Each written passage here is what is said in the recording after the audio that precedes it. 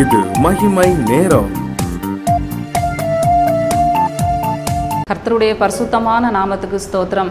இந்த நல்ல நாளின் காலை வேளையிலே இந்த மகிமையின் நேரம் நிகழ்ச்சியின் மூலமாக ஆண்டவருடைய வார்த்தையை உங்களுக்கு சொல்வதிலே மகிழ்ச்சி அடைகிறேன். நேற்றைய தினத்திலே கர்த்தரை விட்டு விட்டவர்கள் என்ற தலைப்பிலே சாலமோன் ராஜாவை குறித்து நாம் தியானித்தோம்.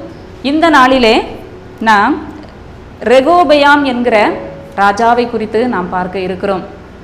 தாவீதின் குமாரனாகிய சாலமோனுக்கு பிறகு சாலமோனுடைய மகனாகிய ரெகோபெயாம் என்கிற ராஜாவினுடைய காலத்திலே என்ன நடந்தது என்று சொல்லி நாம் பார்க்க இருக்கிறோம்.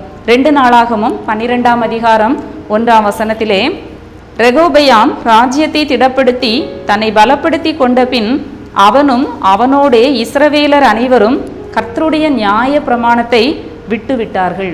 அவனும் அவனோடே இஸ்ரவேலர் அனைவரும் கர்த்தருடைய நியாய பிரமாணத்தை விட்டு விட்டார்கள். நேற்றைய தினத்திலே சாலமோன் ராஜா கர்த்தரை விட்டு விட்டார் என்று சொல்லி நாம் பார்த்தோம்.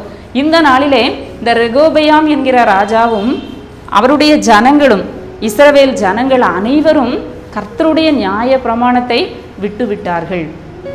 அருமையான இந்த வசனத்திலே அவர்கள் என்ன செய்தார்கள்? நியாய பிரமாணத்தை விட்டு விட்டார்கள்.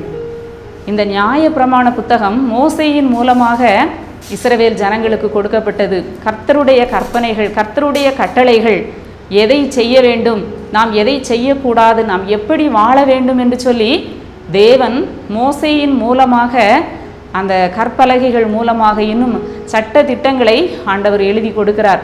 அதை நியாயப்பிரமாண புஸ்தகம் என்று சொல்லி அவர்களுக்கு ஆண்டவர் கொடுக்கிறார். அந்த கட்டளைகளை கைக்கொள்ள வேண்டும் என்று சொல்லி அந்த நியாயப்பிரமாண புஸ்தகத்தை ஆண்டவர் கொடுக்கிறார். இப்படி அந்த நியாய பிரமாணத்தை இஸ்ரவேல் ஜனங்களுக்கு மோசே போதிக்கிறார். எப்படி நடக்க வேண்டும், நம்ம பழைய ஏற்பாட்டில் யாத்ராகமத்திலேருந்து நம்ம பார்க்குறோம். அந்த ஜனங்களுக்கு கற்றுக் கொடுக்குறார். இந்த நியாய பிரமாணத்தை விட்டு நீங்கள் என்ன செய்யக்கூடாது? விலகக்கூடாது. இந்த நியாய பிரமாணம் என்ன சொல்லுகிறதோ அதன்படி நீங்கள் நடக்க வேண்டும். இது கர்த்தருடைய வார்த்தை, ஆண்டவருடைய வார்த்தை அந்த நியாய பிரமாண புஸ்தகத்திலே இருக்கிறது. மட்டுமல்ல, நம்ம பழைய ஏற்பாட்டில் பார்க்குறோம், ஆண்டவர் என்ன சொல்கிறார்? அந்த ராஜா, இஸ்ரவேலை ஆளக்கூடிய ராஜா என்ன செய்ய வேண்டும்? அந்த நியாய பிரமாண புத்தகத்தை பார்த்து அதில் தன்னுடைய கைப்பட ஒரு பிரதியை எழுதி வைத்து தன்னுடைய ஜீவனுள்ள நாளெல்லாம் அந்த நியாய பிரமாணத்தை புஸ்தகத்தை அவன் என்ன செய்ய வேண்டுமாம்? வாசிக்க வேண்டுமாம். இது ராஜா செய்ய வேண்டிய ஒரு பிரதானமான ஒரு பணி, ஒரு கட்டளை, ராஜாவுக்கு கொடுத்த ஒரு கட்டளை. என்னன்னா, அந்த நியாய பிரமாண புஸ்தகத்தை அவன் தன் கைப்பட எழுதி வைத்து அவன் என்ன செய்ய வேண்டும்? தன் ஜீவனுள்ள நாளெல்லாம் அதை என்ன செய்ய வேண்டுமாம்? வாசிக்க வேண்டுமாம். இது ராஜாவுக்கு உரிய கட்டளை. ஆனால் இங்கே நாம் வாசிக்கிறோம், ரெகோபெயாம் ராஜாவும் இஸ்ரவேலர் அனைவரும் அந்த நியாய பிரமாணத்தை விட்டு விட்டார்கள். யோசுவா 1ஆம் அதிகாரம் 7-8ஆம் வசனத்திலே நாம் பார்க்கிறோம், இந்த நியாய பிரமாண புஸ்தகம் உன் வாயை விட்டு பிரியாதிருப்பதாக. யோசுவாவை பார்த்து ஆண்டவர் சொல்லுகிறார், இந்த நியாய பிரமாண புஸ்தகம் உன் வாயை விட்டு பிரியாதிருப்பதாக. நீ என்ன செய்யணும்? இதில் எழுதியிருக்கிறபடியெல்லாம் நீ செய்ய கவனமாக இருக்கணும். இந்த நியாய பிரமாணத்தின்படி செய்ய நீ கவனமாக இருக்கணும். இரவும் பகலும் அந்த நியாய பிரமாணத்தின்படி அதை நீ என்ன செய்யணும்? தியானிக்கணும். நீ அது எப்படி நீ அந்த புத்தகத்தை நீ வாசிக்கணும் அப்படின்னு சொல்லி யோசுவாவுக்கு ஆண்டவர் கட்டளையிடுகிறார். அப்பொழுது நீ புத்திமானாய் இருப்பாய், உன் வழியை வாய்க்க பண்ணுவாய் அப்படின்னு சொல்லி இந்த நியாய பிரமாணத்தை குறித்து அந்த நீ வாழ்க்கையில் முன்னேறணும், நீ புத்திமானாக இருக்கணும், நீ ஞானமாக நடக்கணும்னு சொல்லி சொன்னால் இந்த நியாய பிரமாணத்தை நீ என்ன செய்யணும்? உன் வாயை விட்டு அது பிரியக்கூடாது. ஆனால் இங்கே ஜனங்கள் நியாய பிரமாணத்தை விட்டு விட்டார்கள். ராஜாவும் இஸ்ரவேல் ஜனங்களும் விட்டு விட்டார்கள். இந்த நியாய பிரமாண புத்தகம் ஆண்டவரால் இஸ்ரவேல் ஜனங்களுக்கு கொடுக்கப்பட்டது. ஏனென்று சொன்னால் அவர்கள் அதன்படி நடக்கிற பொழுதுதான் கர்த்தருடைய கற்பனைகளின்படி அவர்கள் நடக்கிறார்கள். யாத்ராகமத்திலே 13ஆம் அதிகாரம் 9ஆம் வசனத்திலே நாம் பார்க்கிறோம், கர்த்தரின் நியாய பிரமாண புஸ்தகம், அந்த நியாய பிரமாணம் என்ன செய்யக்கூடாது? உங்கள் வாயை விட்டு அது பிரியக்கூடாது. எப்பொழுதும் அந்த ஆண்டவருடைய வார்த்தைகள், வசனங்கள் உங்களுடைய நாவிலே இருக்க வேண்டும் என்று சொல்லி ஆண்டவருடைய வார்த்தை சொல்லுகிறது. இந்த நாட்களிலே நமக்கும் கூட கர்த்தருடைய நியாய பிரமாண புத்தகமாக நமக்கு வேத புத்தகம் நம்முடைய கையிலே கொடுக்கப்பட்டிருக்கிறது. நீ கர்த்தருடைய வேதத்தை மறந்தாய், ஆகையால் நானும் உன் பிள்ளைகளை மறந்து விடுவேன். வசனம் நாம் நன்கு அறிந்திருக்கிறோம். ஆனாலும் கூட நாம் இந்த வேதத்திற்கு எவ்வளவு முக்கியத்துவம் கொடுக்கிறோம்.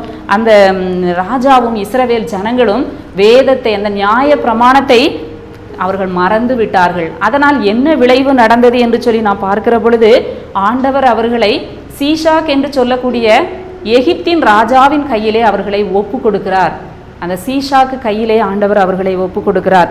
அவன் அவர்களை யூதாவுக்கு அடுத்த அரணான பட்டணங்களை பிடித்து எருசலேம் மட்டும் அவன் என்ன செய்கிறான், யுத்தத்திற்கு அங்கே வருகிறான்.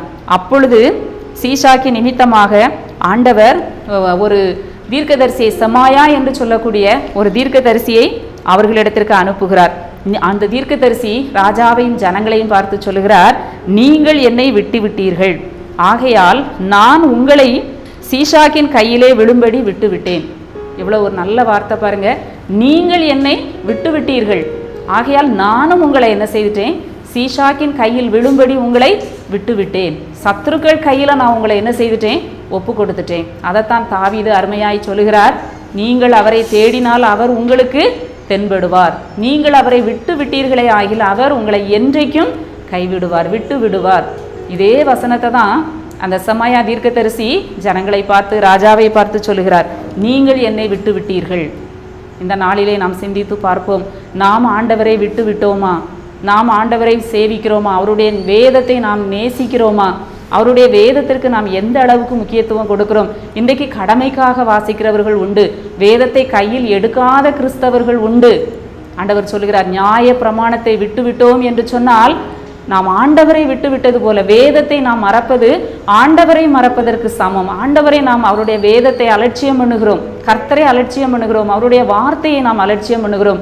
நானும் உங்களை என்ன செய்வேன், விட்டு விடுவேன் என்று சொல்லி கர்த்தர் சொல்லுகிறார். சத்துருக்கள் கையிலே ஆண்டவர் அங்கே ஒப்பு கொடுக்கிறார். மீண்டுமாக ராஜாவும் மக்களும் என்ன செய்தார்கள், தங்களை தாழ்த்துகிறார்கள். கர்த்தர் நீதி உள்ளவர், நாங்கள் நியாய பிரமாணத்தை விட்டுவிட்டோம் என்று சொல்லி தங்களுடைய பாவத்தை அவர்கள் அறிக்கையிடுகிறார்கள். உடனே ஆண்டவர் அவர்கள் தங்களை தாழ்த்தி தங்கள் குறைவை ஒத்துக்கொண்ட பொழுது ஆண்டவர் சொல்லுகிறார், நான் அவர்களை அழிக்க மாட்டேன். அவர்கள் தங்களை தாழ்த்தினார்கள், நான் அவர்களை அழிக்க மாட்டேன். என் உக்கிரம் சீஷாக்கை கொண்டு எருசலேமின் மேல் ஊற்றப்படாதபடிக்கு அவர்களுக்கு கொஞ்சம் சகாயத்தை கட்டளையிட்டேன். பாருங்க, அந்த வேதம் எவ்வளவு முக்கியத்துவம் உள்ளது. இந்த நியாய பிரமாணம், அந்த பழைய காலத்தில் அவங்களுக்கு முழு வேதம் கிடையாது. அந்த நியாய பிரமாண புத்தகம் அவர்களுக்கு அவ்வளவு ஒரு முக்கியத்துவம் வாய்ந்தது. இன்றைக்கும் கர்த்தர் நமக்கு வேதத்தை முக்கியப்படுத்தி இருக்கிறார். வேத வசனங்களை ஆண்டவர் நமக்கு முக்கியப்படுத்தி இருக்கிறார். நம்முடைய கையிலே கிடைக்கப்பெற்ற ஒப்பற்ற ஒரு செல்வமாக இந்த வேத புத்தகத்தை ஆண்டவர் நமக்கு கொடுத்திருக்கிறார். அந்த மேரி ஜோன்ஸ் என்று சொல்லக்கூடிய அந்த சிறுமி, ஒரு பக்தி நிறைந்த ஒரு சிறுமி, அந்த காலத்தில் வேதம் எல்லார் கையிலையும் கிடைக்காத காலத்தில் அவள் அந்த ஆலயத்திலே கிடைக்கிற வசனத்தை மனப்பாடம் வைத்து குடும்ப ஜெபத்திலே அந்த வசனத்தை சொல்லி ஜெபிப்பாளாம். அவளுக்கு 14 வயது இருக்கிற பொழுது 10 மைல் நடந்து சென்று அவள் ஒரு பணக்கார வீட்டிலே வேதத்தை 1 மணி நேரம் அவள் இலவசமாக இரவலாக வாங்கி வாசித்தாளாம். இன்னும் கொஞ்சம் கொஞ்சமாக முட்டை விற்று காய்கறி விற்று கொஞ்சம் கொஞ்சமாக காசை சேமித்து வைத்து 40 கிலோமீட்டர் தூரத்துக்கும் அதிகமாக நடந்து சென்று அங்கே வேதாகமம், ஒரு வேதாகமம் இருக்கிறது என்று கேள்விப்பட்டு அதை வாங்கி வாசித்தாளாம். அந்த அளவுக்கு வேதத்தின் மேல் அத்தனை தாகம். இதையெல்லாம் பின் நாட்களிலே கேள்விப்பட்ட போது அவர்கள் நினைத்தார்கள். 1800 வருஷத்திலே நடந்த சம்பவம் எல்லாருடைய உள்ளத்தையும் அதிர்ச்சிக்குள்ளாக்கியது. அதன் விளைவாக ஏற்படுத்தப்பட்டதுதான் வேதாகம சங்கம் ஏற்படுத்தப்பட்டு இன்று எல்லா மொழிகளிலும் வேதாகமம் அச்சிடப்பட்டு அவரவர் தாய்மொழியிலே வேதாகமம் நம்முடைய கையிலே கிடைத்திருக்கிறது. பெரிய ஒரு பாக்கியம். அப்படிப்பட்ட வேதத்தை நாம் மறந்து போனால் ஆண்டவர் நம்மை என்ன செய்வார்? நான் உங்களை விட்டு விடுவேன் என்று சொல்லுகிறார். வேதத்தை மறந்தால் கர்த்தரை மறப்பதற்கு சமம். நாம் வசனத்தை நாம் அலட்சியம் பண்ணும்போது, வேதத்தை அலட்சியம் பண்ணும்போது, அதை நாம் புறக்கணிக்கிற பொழுது ஆண்டவர் நம்மையும் என்ன செய்கிறார்? புறக்கணிக்கிறார். நானும் உங்களை விட்டு விடுவேன். இன்றைக்கு நம்முடைய வாழ்க்கையிலே ஆண்டவரால் கைவிடப்பட்ட ஒரு நிலைமை நமக்கு வரும்பொழுது வந்திருக்கும் என்று சொன்னால், இந்த காலை வேளையிலே ஆண்டவரே, நான் மீண்டுமாக நம்முடைய வேதத்தை வாசிப்பதற்கு என்னை ஒப்பு கொடுக்கிறேன் என்று சொல்லி இந்த வேதத்தின் பக்கமாக நம்முடைய இருதயத்தை திருப்புவோம். எங்களை நேசிக்கிற நல்ல ஆண்டவரே, இந்த நல்ல நாளின் காலை வேளைக்காக உம்மை துதிக்கிறோம், உம்மை ஸ்தோத்தரிக்கிறோம். நீங்கள் எங்களுக்கு கொடுத்த விலையேற பெற்ற பொக்கிஷத்துக்காக, வேத புத்தகத்துக்காக உமக்கு நன்றி செலுத்துகிறோம் சுவாமி. அன்றைக்கு ஆண்டவரே, ராஜாவும் மக்களும் வேதத்தை விட்டு விட்டார்கள்.